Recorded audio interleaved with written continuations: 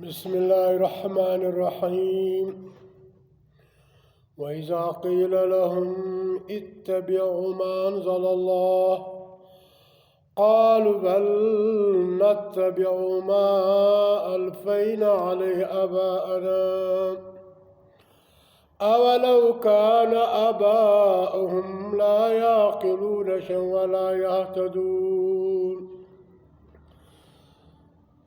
دا سوره بقره ده فاره دویمه ده آیات یوسل اویا دی.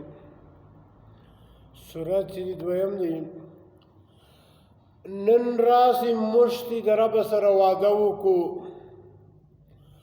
پر ځان باندې رحم وکړو،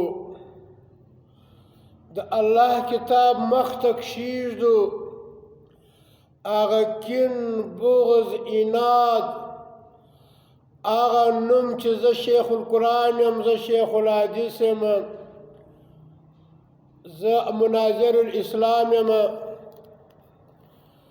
دا باید چې موږ د یو څه ساعتکې دپاره کښېږدو او خپل عمل د الله پر قرآن باندې پیش کړو، د الله په قرآن په هغه شیشه کې وګورو آیا موږ د خپل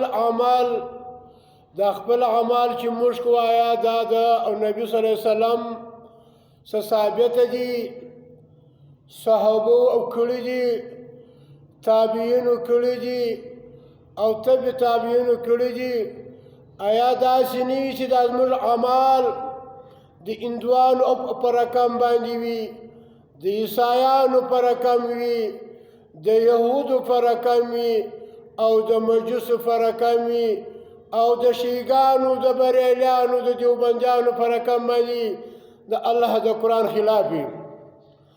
زه ستاسو مخته دا خبرې کوم، دغه اعمال د الله پر قرآن باندې پیش کړي، آیا د الله د قرآن په مطابق دي او که خلاف دي.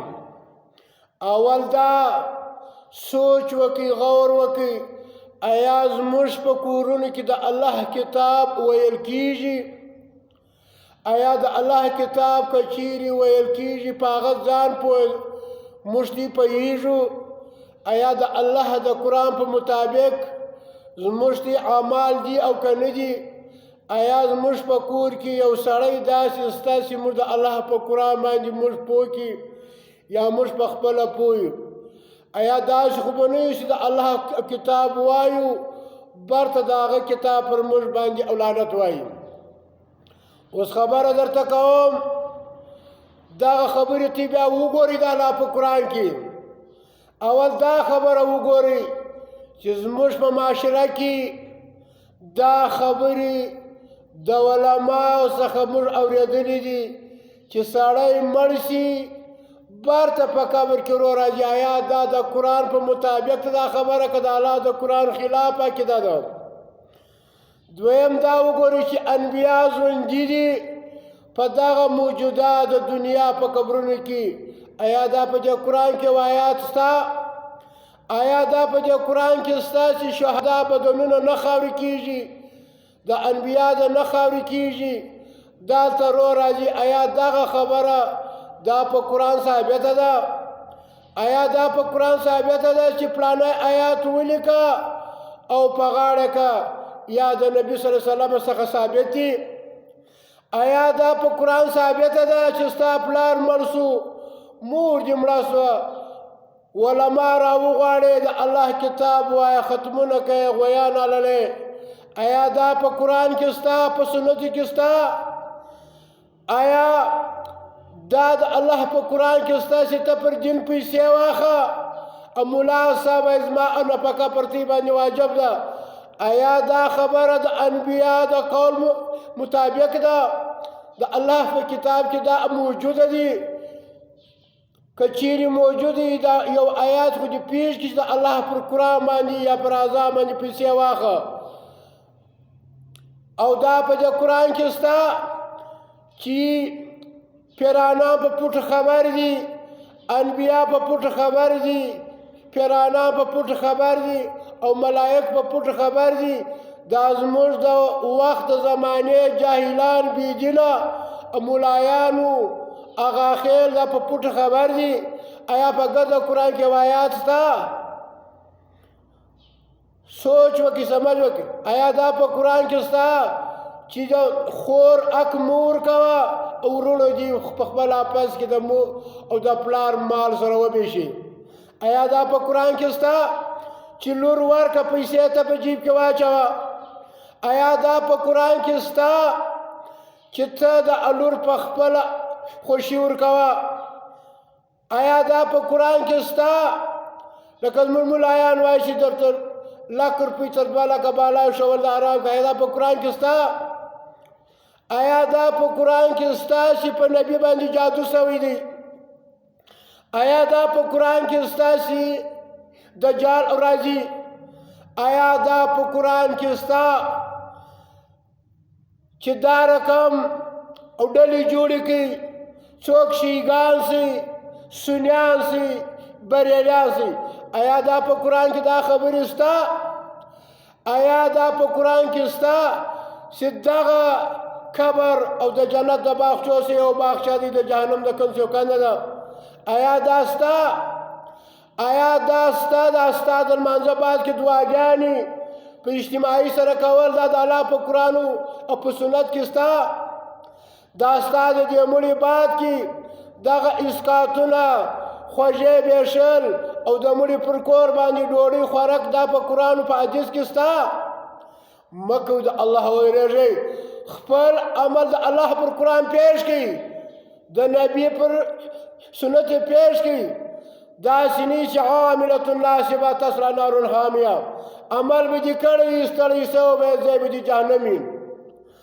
آیا دا په قرآن کې شته چې نکاح وشي بیا دعاګانې کوي په اجتماعي سره؟ دا په قرآن کې شته؟ آیا دا په قرآن کې شته چې ته د الله د حکم خلاف کوه؟ آیا دا په قرآن کې شته چې دوی وایي چې مور و پلار دې نه بخښي الله دې نه بخښي؟ آیا دا په قرآن دا خبره شته؟ آیا دا په قرآن کې شته یا په سنت کې شته چې یو شی د الله په قرآن او په حدیث کې نه آرام او امامان آرام کې یا غیر جایز کې؟ زما ورونو د الله نه ویریږئ، خپل هر عمل د الله پر قرآن پیش کړئ. داسې نه چې موږ د دې آیات مصداق شو لکه د وخت د نبي علیه السلام او د مشرکانو. او نبي به ورته وویل ای خلکو د الله کتاب ومنئ. وإذا قیل لهم، کله چې به وویل شول لهم دوی ته اتبعوا منل وکئ ما د هغه کتاب، د هغه حلال و حرامو، د هغه اعمالو انزل الله او چې نازل کړي الله دي. قالو د وخت د مکې کافرانو مشرکان وویل بل نتبعو، بلکې موږ او منل کوو ما د هغه لارې، د هغه اسلام، د هغه دین الفینه چې موندلي دي علیه پر هغه اعمالو باندې آبانا موږ پلارو نیکه. الله ورته اولو کانه که څه ستا پلارو نیکه، اولو کانه که چیري آباو داسې پلارو نیکه لا یعقلون او نه پوهېدل شیان پر هېڅ شي باندې، هغو څه د الله کتاب نه ولو ولا یهتدون او نه دوی پر سمه لارو. آیا دا په قرآن کې شته چې د نبي شیطان مسلمان شوی دی؟ که پنجپیریان دي، که سلفیان دي، که کپټنیان دي، دا وایي چې او د نبي صلی الله علیه وسلم شیطان مسلمان شوی دی.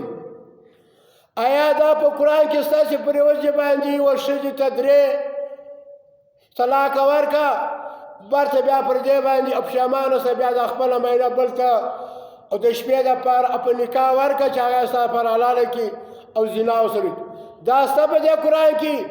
دا زموږ مولایانو د موږ څخه بوډاګان جوړ کړي دي او دوستان یې جوړ کړي دي. په خپله د الله قرآن زده کړه. ته وایې آمنت بالله و ملائکته، ستا پر څه شي ایمان دی؟ ایمان دې ته نه وایي چې خالي زما پر قرآن، په دې خوله به دې اقرار وي، په زړه به دې تصدیق وي، په عمل به ثابته یې. نکاح د یوې شپې دپاره نه ده، و دغه بېدینه او ملا ته ووایه چې ستا خور ستا لور ما ته د 10 کال لپاره په 10 لکه راکړه زه برته نه کوم ځای درکوي دا بوړګانو دا حلالي یې جوړ کړي پیر صاحب دی معاینه دې واروسله وایي دا ما ته رایلکه ماښام زه دم پر کوم ایا دا پیر صاحب دا ملا صاحب تا ته خپله معاینه او درېله کوي که ایله کوي خو کیم ریلکه دا ټوله بېدیني ده دا بېغیرتي ده دا اسلام نه دی که ځان ته مسلمانان وایاست دا قرآن زده کړئ په دې عمل وکړئ خپل عمل په دې قرآن باندې د دې قرآن په لیبارټري کې خپل عمل وګوره په دې قرآن خپل عمل پیش کړه په دې شیشه کې ځان سینګار کړه دا د ملایانو بېدیني پرېږده دا د خېټې بندګان دي دا د الله دپاره دې نه بیانوي الله ان الله اشترى من المؤمنین انفسهم واموالهم بان لهم الجنت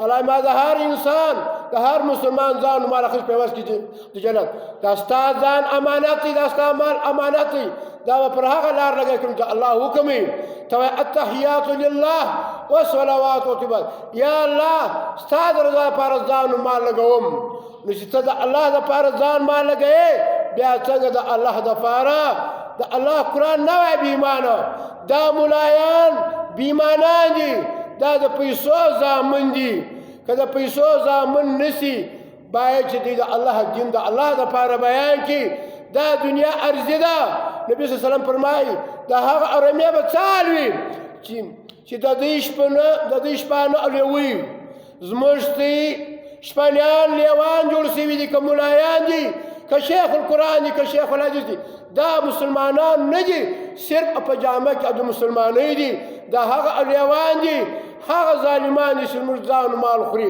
الله دې وس توفیق راکړي چې خپل عمل د الله په قرآن باندې پیش کړو په هغه عمل وکړو و آخر دعوانا ان الحمدلله رب العالمین